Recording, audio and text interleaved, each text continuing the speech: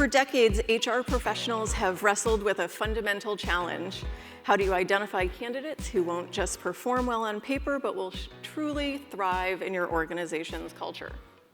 Raise your hand if you've ever felt uncertain about whether a candidate truly felt like a fit in your team's spirit and values. Anybody? Most of us, right? Absolutely.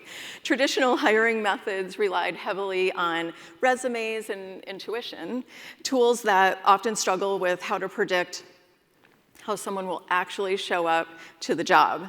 Now, AI promises unprecedented speed and precision in candidate screening. How many of you worry that we're losing the human element that makes great hires stick around? Anybody have that concern? A few of us. Yeah. So welcome again, everyone, to a special live recording of Honest HR, where we turn the real issues facing today's HR departments into honest conversations with actionable insights. I'm your host, Nicole Belyna, and let's get honest. Today, we're exploring the critical balance with David Cohen, executive consultant and the author of Selecting the Best. Welcome to Honest HR, David. Great to be here. Thank you. So, after 40 years of working in the field, when did you realize that traditional questions were not yielding the information needed to make an accurate hire? Actually, when I first started, I was asked by, and I can use the name because they're my first book, Michelin Tires, to come in to a plant in Nova Scotia to figure out why entry-level engineers were voluntarily leaving before the first year was up, when they were so good at their job skills-wise, but they weren't fitting in. So I realized that obviously a skills-based approach of hiring was not going to work. And so, because of my background in education in behavioral science, I said, well, it's got to be about behavioral interviewing. And behavioral interviewing was often confused with situational interviewing, but behavioral interviewing is really about how one has recently behaved. One of the problems with behavioral interviewing is it's based on this concept that past behavior predicts future, but that's not true. Right. We're not the same people we were in high school, I hope. And so it has to be recent and frequent. So the more you demonstrate that behavior, I would say within the last 24 months, the more likely you'll do it on the job. So I started the whole behavioral interviewing process with them, and the results were we hired 18 new entry-level engineers, only one left in 3 years. They were real happy, and they took the process throughout North America for all jobs. Yeah. Yep, really, really good key points, the recent and the consistent behavior. Right. Yeah. Predictable behavior is consistent, right? Yeah. That's actually a really good point. You know, behavioral interviewing, people often ask, tell me about a time when, but they don't necessarily ask when. Yeah, I say. How long ago? I always say that, I look at it from what's the skills, knowledge, education, behavior, experience, and time frame. So you can do all those things, but if you don't have the time frame, you can't accurately judge, will they work for me accurately? Right, yeah. So your book emphasizes the importance of aligning hiring practices with organizational culture. SHRM's 2026 Global Workplace Culture Report identifies 8 distinct culture types, with global collaborator being the most prevalent at 37.2%. How can hiring managers use insights like these to better align candidates' selection with their organization's unique culture type and the organization's strategic goals? Well, generically, there are 8 different types. But within that, each organization has its own culture and its own value set and behaviors within that value set. So even if the company has the same value, let's say respect. Sure. What's respect in one company is not respect in another. Then to make it even more complicated, respect in Southeast Asia is different than respect in the Gulf region, different than respect in Europe, and definitely different from respect in the United States. So I might be highly respectful in Southeast Asia and be considered someone who doesn't contribute or speak up in the United States. Yeah, context matters, right? Because the context. So you have to understand not what is written on the website, what the values are, because those often are just what I call wall decor. And, employees read it and say, I wish, which is unfortunate. But what are the authentic values? What are the norms that get rewarded, get recognized, get punished? What are the things that are behind the behaviors that drive the values? Once you identify those, you can begin to interview. Not identifying those means that you can interpret them any way you want. So you're gonna have two managers interpreting them completely different, wondering why the one worked out, the other. So you really have to have a consistent definition of behaviors by the organization of what the authentic values are. So you advocate for behavioral questions that start with phrases like, tell me about a time when, rather than hypothetical situations such as, what would you do if you faced a tight deadline and a team member was underperforming? Walk us through why this distinction matters so much. Well, hypothetically, if I graduated or had any understanding or went to ChatGPT and said, if I was asked this question, how would I answer it? And I memorize it, it's not my experience. And even if it was my words that I came up with, it's still not my experience. So I look at it from the point of view is, what did you specifically do at that point in time that demonstrates your existence with that organization? So I need to understand your behaviors and understand that they're authentically yours. Hypothetically, anybody who's gone through any interview training course can come up with a great answer. That's right. And so are there any techniques or frameworks hiring managers can use to evaluate a candidate's response to behavioral questions? Well, first thing is, and this is where I think most people fall down when they use behavioral interviewing, is before the interview starts, they don't know what the behaviors are they're looking for. There you go. So if you have the list of not the words, and not some Hallmark card expression of whatever it is you're looking for, but authentic, that you can say, I can back it up, I know people that do that here. You need to know that in advance and then have the intelligence to translate what the candidate said in their words to decode it to your words that you understand that it just doesn't sound good. So in your research, you found that recent behaviors that are frequently demonstrated have a greater predictive power. You shared that with us earlier. Once you're asking behavioral questions, how should hiring managers assess which behaviors are actually predictive, especially in terms of recency and frequency? Well, the ones that match the behaviors they're looking for. They can tell a great story and talk about behaviors that were recent and frequent, but they're not the behaviors they're looking for. So communications is everything.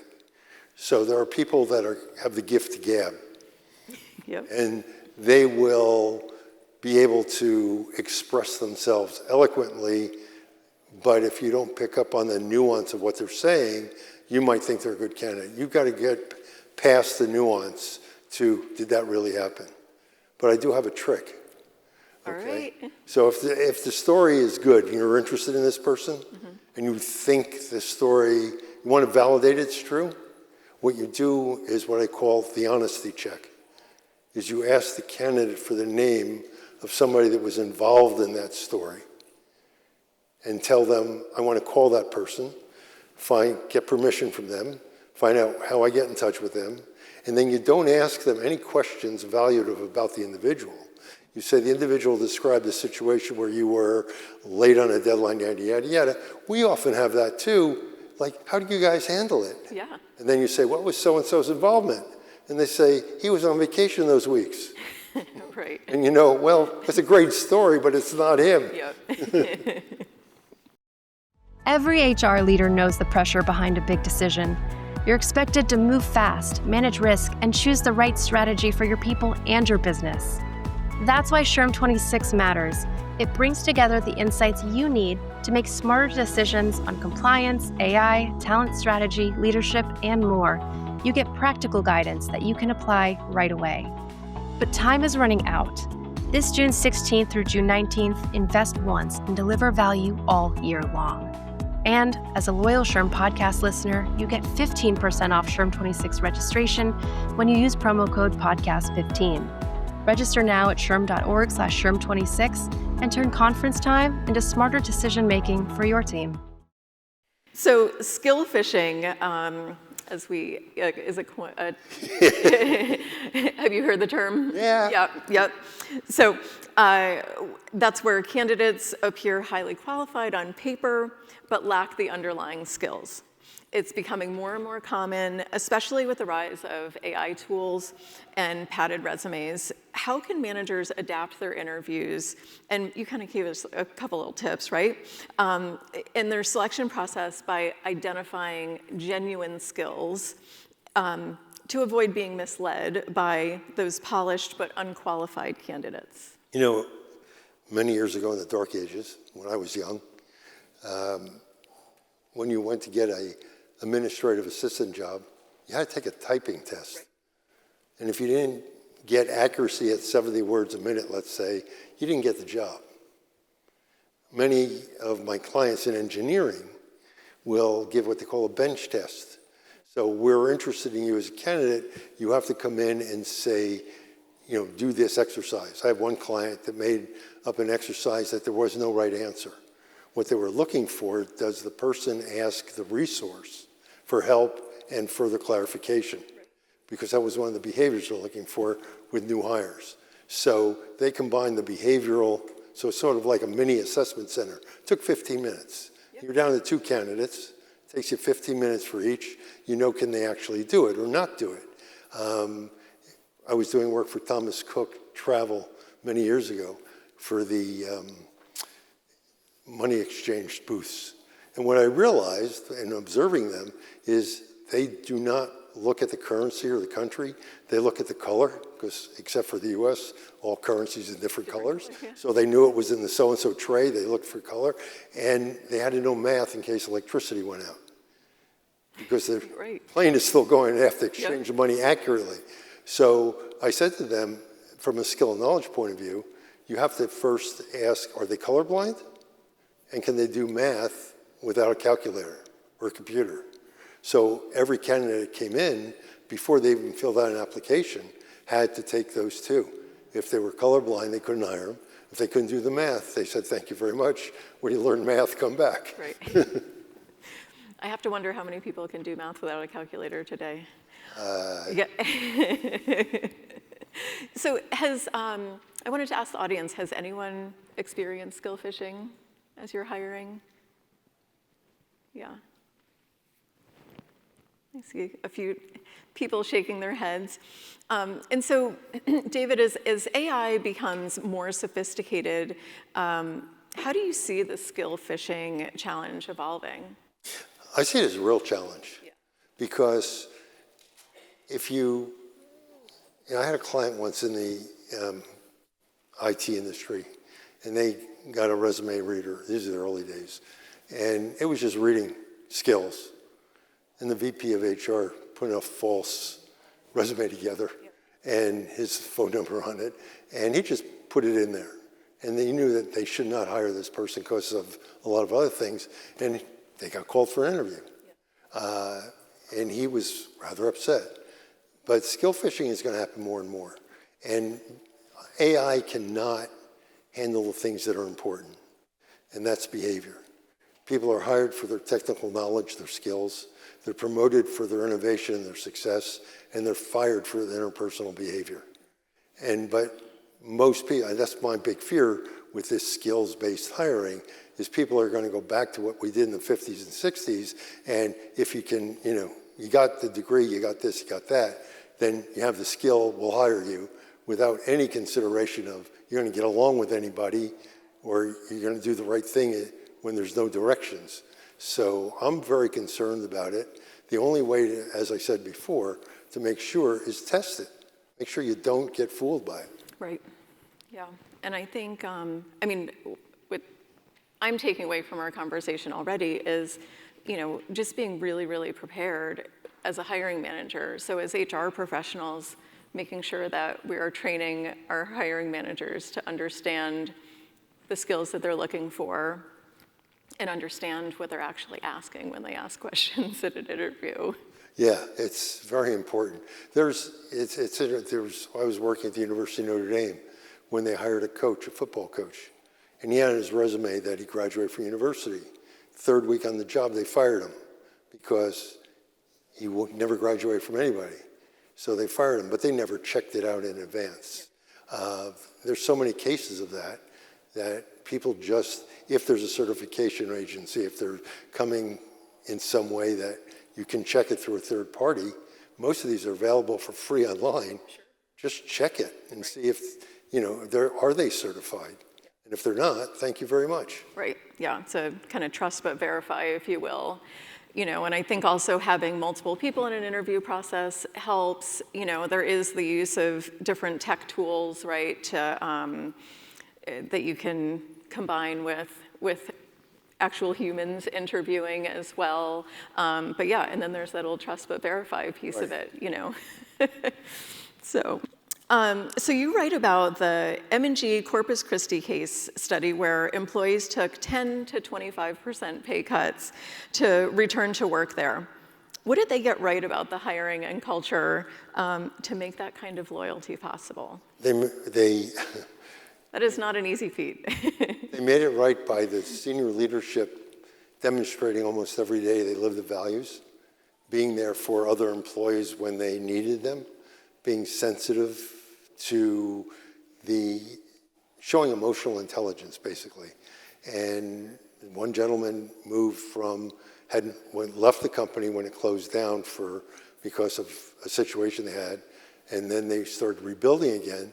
He had moved from Corpus Christi to Seattle, and when they offered him a job, he moved back on his own to Corpus Christi, and he's the one who took a 25% cut in salary and was proud of it because he never worked for leadership that actually meant every day what they believed in.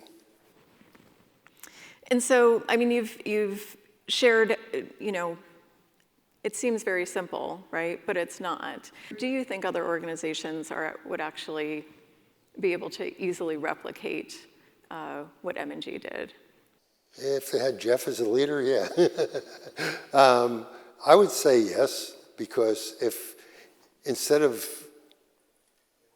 not being honest about what you believe in and making it look good, but be honest till it hurts, that these are the behaviors that we're going to create as our culture. These are the behaviors we reward, punish, celebrate, and we're going to do that no matter what.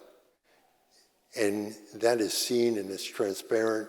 And those managers especially senior managers who don't live it, demonstrate it, are fired, and fired quickly, then yeah, I think that people can do that. Yeah, being transparent when times are tough. And it's not one of the organizations, and it's not a small organization, Michelin does it very well. Most airlines do it very well.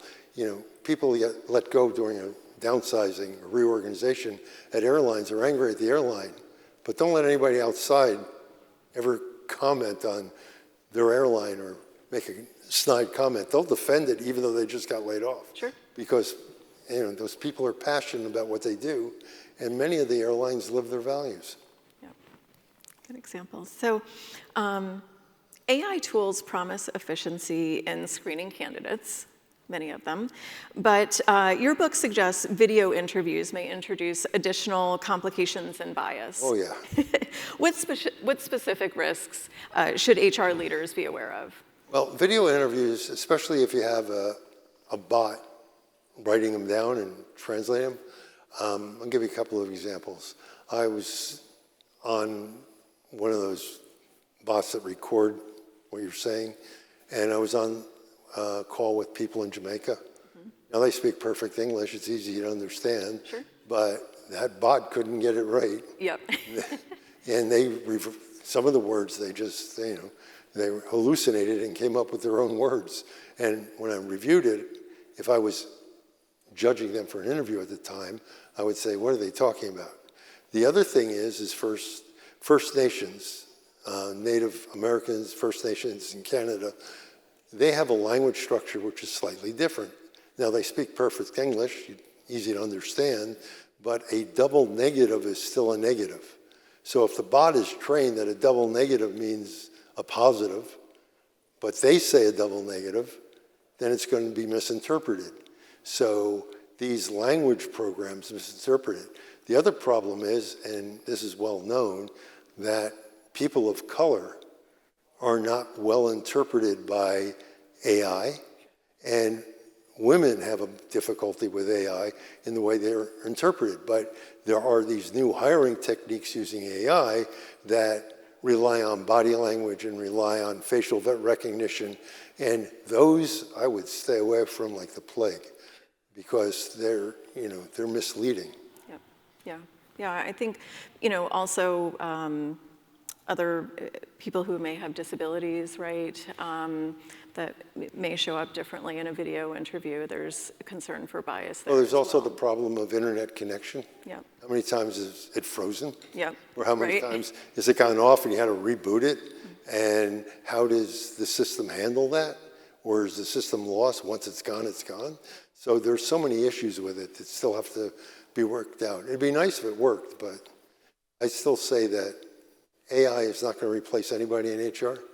If they're smart, they'll use it, but they're going to check it every time. Right. Yep. So what are some strategies and safeguards that HR leaders can use to mitigate these risks, while they're leveraging the tools to enhance their work? I think the first thing is each algorithm is written by somebody who has a prejudice, because we all have prejudice whether we like it or not. And most of us won't admit it, but we all have some sort of prejudice. And Amazon ran into that problem when they used AI for resume screening, when they wanted to hire more women, interview more women, and just kept producing men. When they looked at it, why? Is because it was trained on all male resumes, and somehow it kept on doing that. Workday has had a problem with rejecting resumes over 40 years of age. How did they figure it out? Well, you look at the resume, you can kind of calculate that. Right. Especially if somebody puts down the year they graduated from school, Yep. Which is illegal in Canada. You can't do that because it could go to prejudice. Sure. So those are the things that they have to look out for. But the big thing is the algorithm. They have to test the algorithm against these things, but they also have to test the algorithm. Is it aligned with their culture and policies and procedures? And when they come from a third party, you didn't do it, it's according to their values, procedures, policies, not yours. And so, yeah, HRIS system can tell you they got a great algorithm and it's this and it's been tested, but is it tested for you? And that's where I think people are running into problems. Right, yeah. And I mean, you can't stress it enough that AI tools are not going to necessarily replace the entire interview process, but it may be a piece. It may be a the piece, process. but it can also do damage. Yeah, yep. Yeah, and I think, another tip would just be, if you're gonna use an AI tool, really vet the tool very, very well. I always love to ask for references or sort of find a reference not provided by that vendor to give me some unsolicited, give me all the down and dirty details of the good, bad, and the ugly of the tool. If the vendor wants to sell it, they're only going to tell you the good. Exactly. Yeah. Like when they offer up companies, to say like, oh, you can ask this client of ours. I'm like, I'm not going to ask that person, but I will find somebody else. What I would say is, give me a list of 10 of your clients, and then I'll go on LinkedIn and call them myself. Yeah. Or see who's on LinkedIn who's said they're using it, and just call them directly. Exactly. SHRM certifications, the global standard for HR professionals ready to lead with impact. Whether you're building your foundation or driving strategy, SHRM certifications validate what you can actually do on the job, not just what you know. Stand out, grow your career, and turn HR expertise into real business results. Get certified, get recognized. Lead the future of work with SHRM. SHRM. So many organizations struggle to connect hiring and culture strategies with tangible business outcomes. What evidence or examples have you seen that demonstrate the direct impact of values-based hiring and cultural alignment on financial performance, employee retention, and customer satisfaction? Yes. Yes. Michelin was one of them, obviously. But I've seen that over and over again, because if you hire somebody who's going to get retained and somebody who fits your values, you know that they're going to do the right thing in a difficult situation. So you have higher trust. But because they have higher productivity, because they stay longer, there's going to be better financial return. So there is a direct connection. One of my clients actually did an analysis of their hiring process, and this is about 20 years ago, and they said that their return on investment for what the process cost was $2 million, because we know we saved money because retention went down. We know that we saved money because there was new productivity that came from those people we hired. They were able to align them, and they said the growth is a result of hiring these people. Yeah. So have the data, right? But here's the thing, remember, ROI is for investment in machinery. Mm-hmm. It's not an investment in people, but they keep asking HR people for ROI. And ROI, when it comes to HR, is a lagging indicator, not a leading indicator. And they keep thinking it's a leading indicator without realizing I can't judge whether somebody is a high quality hire until after they've worked here. Because even behavioral interviewing is, while it's the most accurate, it's not 100%. So there's going to be problems along the way. Right. So it's getting to that point where you have the predictive data. Right. And I am always asked, how do we prove the ROI for this? And I said, you'll know in about a year. Right. It's theory until then. Yeah. So how can organizations measure and track the long-term ROI or the right metrics for value-based hiring practices? Well, I think the right metrics is, has the people we hired done what we predicted they would do? Have they been retained? Have they making contribution? Are they honest? Are they living our values? As a result of that, do they have a better relationship with our customers per se, or whatever? And if not, then it's not working. Right. But again, you're not going to know until after you hire them. Right. Sorry. Yeah. Fair enough. So if you had to choose where should organizations be willing to slow down their hiring process, and where can they safely move faster? Well, because most organizations do hiring wrong, they ought to slow down in every area. I think that they have to slow down in order to get the behaviors of the values first identified, and they have to socialize those behaviors, especially with the hiring managers. So different hiring managers, especially ones that interview the same candidate, can interpret those answers the same way. So you have to slow down in order to go fast. Once you do it, you can do panel interviews, get everybody in to a panel interview, decode it afterwards, and make a decision much quicker than having the person come back for 3-4 interviews. Because the longer you take to make a decision, the more likely the person has accepted a job somewhere else. So you can, once you have the foundation, panel interviews are from research, panel interviews are far more accurate, as long as you don't go by consensus. You go by consensus, you don't go by voting. So if you go by consensus, the odd person out of the one person tells the other two no and has proof of it, they begin a dialogue, oh, well, maybe the other two are going to see it the same way. So you can't just each one individually score it and then add the scores up and see who's got the highest score. That's not going to work on a panel interview. Right, yeah. And so preparation really is key. Yeah. Slowing down before you even get started. Right. Yep. I think that's a really important takeaway from this conversation. How do you think hiring strategies should differ across industries, if at all?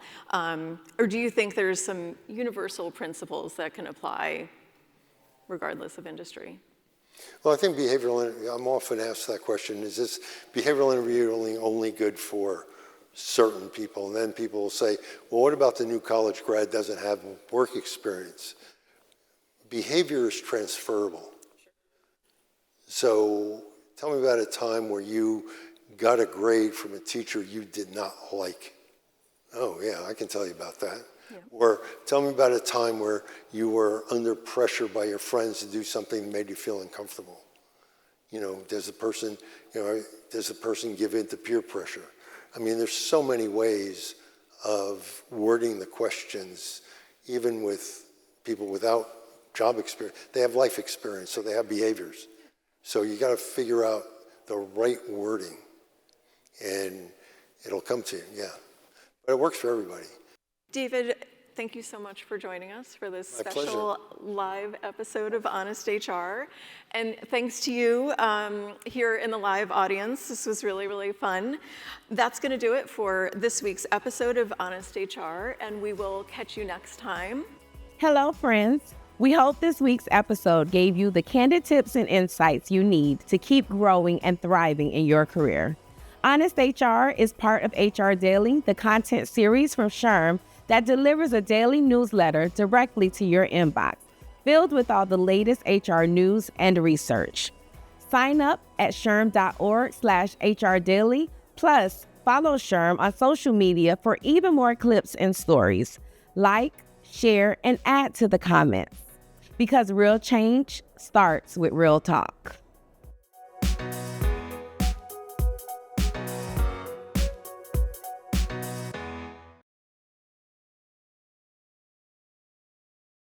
This podcast is approved for 0.5 professional development credits, also known as PDCs, towards SHRM-SCP and SHRM-SCP recertification.